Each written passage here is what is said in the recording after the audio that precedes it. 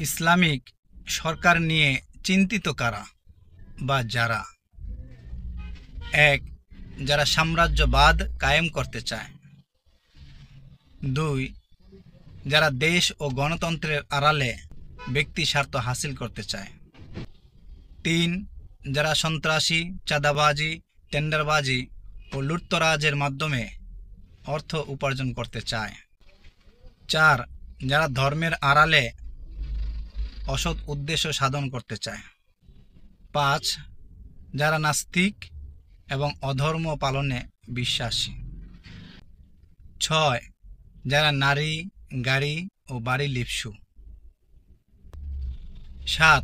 যারা দুর্বলের হক বা অধিকার কেড়ে নিতে চায়। ৮. যারা দুনিয়ার মাস্তি, মজা ও আমোদ আহ্লাদের পূজারী। ৯. যারা এক ঈশ্বর নয়, বহু ঈশ্বরের পূজারী। ১০. যারা ক্ষমতাকে কুক্ষিগত করে রাখতে চায়। ১১. যারা পরকালে অবিশ্বাসী এবং বিচার দিনের হিসাব কিতাবকে পরোয়া করে না। এরাই আসলে ইসলামিক সরকার বা শাসন ব্যবস্থাকে ভয় পায়। কারণ ইসলামিক শাসন ব্যবস্থা মানবজাতির কল্যাণে নিবেদিত একমাত্র শাসন ব্যবস্থা।